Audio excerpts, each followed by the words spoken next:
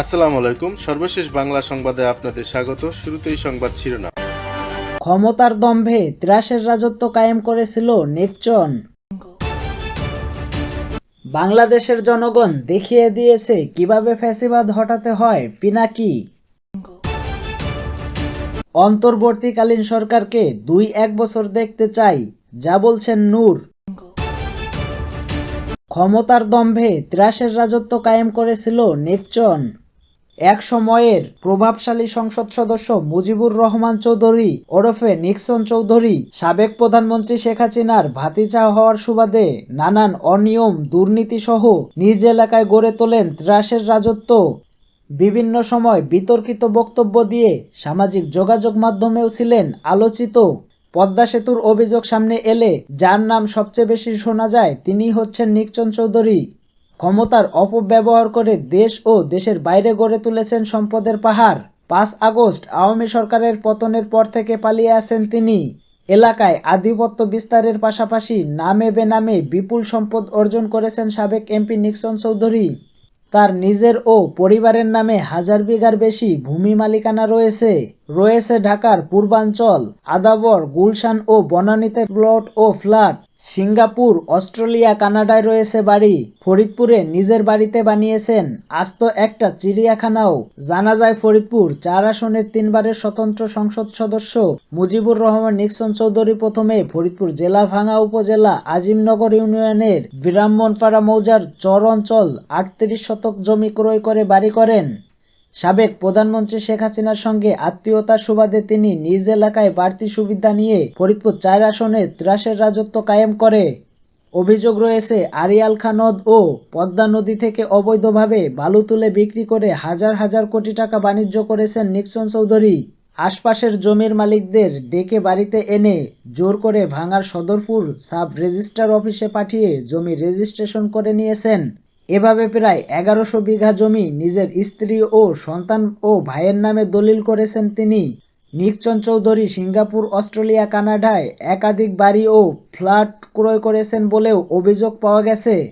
নিজ বাড়িতে কয়েক একর জায়গার উপর চিড়িয়াখানা ও বাগান বাড়ি করেছেন। এছাড়া ফরিদপুরের ভাঙ্গা ও ঢাকায় একাধিক বাড়ি ও ফ্ল্যাট ক্রয় করেছেন। কিছু নিজের নামে আর কিছু স্ত্রী, সন্তান ও ভাইয়ের নামে গড়েছেন।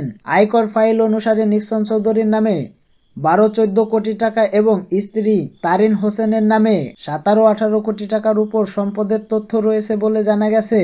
দুদকের আবেদনের পরিপ্রেক্ষিতে গত ২৩ অক্টোবর নিক্সন চৌধুরী ও তার স্ত্রী তারিন হোসেন বিদেশ গমনের নিষেধাজ্ঞা দেন আদালত। অভিযোগ সূত্র জানায়, নিক্সন চৌধুরীর অন্যতম সহযোগী ও ফরিদপুর জেলা পরিষদের চেয়ারম্যান শাহাদত হোসেন বিপুল পরিমাণ স্থাবর ও অস্থাবর সম্পদের মালিকানা হয়েছে, যার সঙ্গে নিক্সন চৌধুরীর প্রত্যক্ষ ও পরোক্ষ সম্পর্ক রয়েছে। ইতোমধ্যে শাহাদত হোসেন ও তার স্ত্রীর নামে ৩ কোটি টাকার সম্পদের প্রমাণও পাওয়া গেছে। যে কারণে ২০২৩ সালের ফেব্রুয়ারিতে মোহাম্মদ শাহাদত হোসেন ও তার স্ত্রী তানিয়া আক্তার রুমানার সম্পদের হিসাব চায় দুদক। অনুসন্ধানে তাদের রাজধানীর মিরপুরে পল্লবীতে ১৩০০ বর্গফুটের একটা ফ্ল্যাট, ঢাকার বিপ্লবীতে ১৩ কাঠা জমি সহ প্রায় ৩ কোটি টাকার স্থাবর ও অস্থাবর সম্পদের প্রমাণ মিলেছে। ২০২৪ সালের দ্বাদশ জাতীয় সংসদ নির্বাচনের আগে দাখিল করা হলফনামা অনুযায়ী ফরিদপুর ৪ আসনের সাবেক সংসদ সদস্য মুজিবুর রহমান চৌধুরী নিক্সনের নামে ২,০৪২ শতাংশ কৃষি জমির মালিকানা রয়েছে, যেখানে ১০ বছর আগে অর্থাৎ ২০১৪ সালে হলফনামায় তার মালিকানাধীন কৃষি জমির পরিমাণ ছিল মাত্র ৩৮ শতাংশ। ফরিদপুরের ভাঙ্গার আজিমনগর ইউনিয়নের ব্রাহ্মণপাড়ার বিভিন্ন এলাকায় ৯৭৫.২৮ শতাংশ, ৫১০ শতাংশ, ৩০ শতাংশ, ২৩৪ শতাংশ, ২৯০ শতাংশের প্লট রয়েছে। হলফনামায় দেখানো হয়েছে ঢাকার সাভারের ৩.২৮ শতাংশ জমির মালিক তিনি।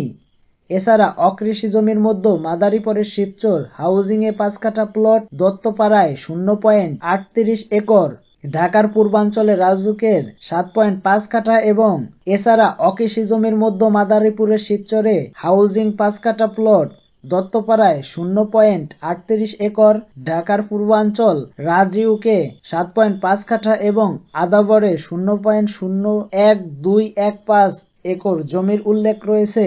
এছাড়াও ঢাকায় বনানীতে ফ্ল্যাট পাওয়া গেছে। ফরিদপুরের ভাঙ্গায় দোতলা দালান, একতলা অফিস, বনানীতে Dhaka property development limited flat. বাংলাদেশের জনগণ দেখিয়ে দিয়েছে কিভাবে ফ্যাসিবাদ হটাতে হয়। পিনাকি। জুলাই আগস্ট আন্দোলন ও গণ অভ্যুত্থানের আলোচিত ব্যক্তিত্ব, সোশ্যাল অ্যাক্টিভিটি এবং ফ্রান্স প্রবাসী পিনাকি ভট্টাচার্য বলেছেন, ভারতের সরকারকে আমি বলে দিতে চাই, আপনারা হাসিনা সরকারকে আপনাদের রাজনৈতিক এবং কূটনৈতিক সমর্থন দিয়ে টিকিয়ে রেখেছিলেন। বাংলাদেশের জনগণ এটা ভুলবে না। তিনি আরো বলেন, বাংলাদেশের জনগণ দেখিয়ে দিয়েছে কিভাবে বিপ্লব দেখাতে হয়, কিভাবে ফ্যাসিবাদ হটাতে হয়, কিভাবে রক্ত দিতে হয়, কিভাবে বন্দুকের গুলির সামনে বুক চিতিয়ে দাঁড়াতে হয়।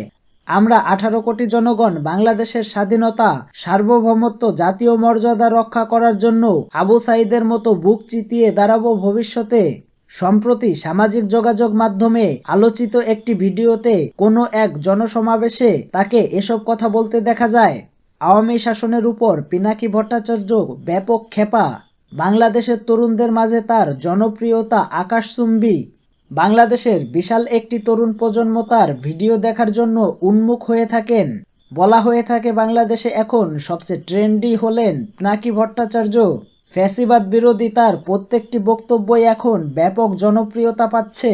বস্তুত পিনাকি ভট্টাচার্য রেফারেন্স ও যুক্তি দিয়ে সরকারের বিস্তারিত সমালোচনা করেন। তার বলার ভঙ্গি অসাধারণ। একজন সুবক্তাও বটে। তিনি কথা বলেন বাংলাদেশের জনগণের মনের ভাষায়। অন্তর্বর্তীকালীন সরকারকে 2-1 বছর দেখতে চাই, যা বলছেন নূর।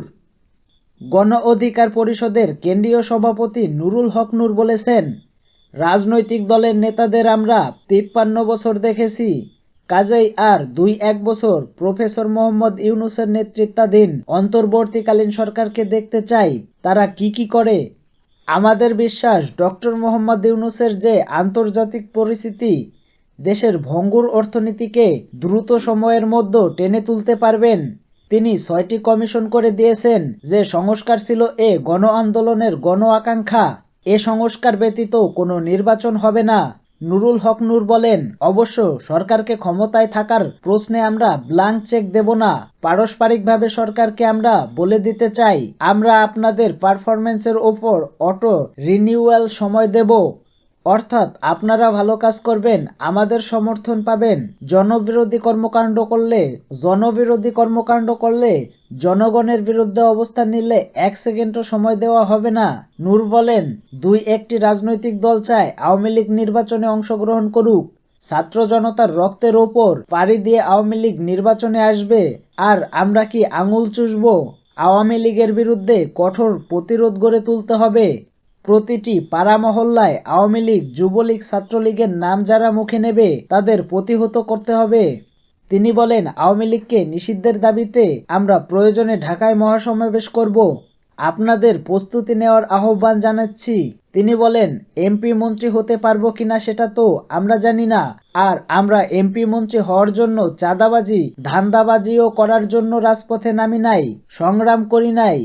জনগণের প্রত্যাশা নতুন বাংলাদেশ বিনির্মাণ করার জন্যই গণ অধিকার পরিষদ সহ ছাত্র জনতা কাজ করবে।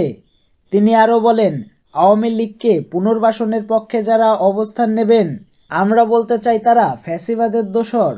বলতে পারি, আওয়ামী লীগের পুনর্বাসন ঠেকানোর জন্য আবার যদি কোনো বিপ্লবের ডাক দিতে হয়, এটি চট্টগ্রামের মাটি থেকেই যেন তা শুরু হয়।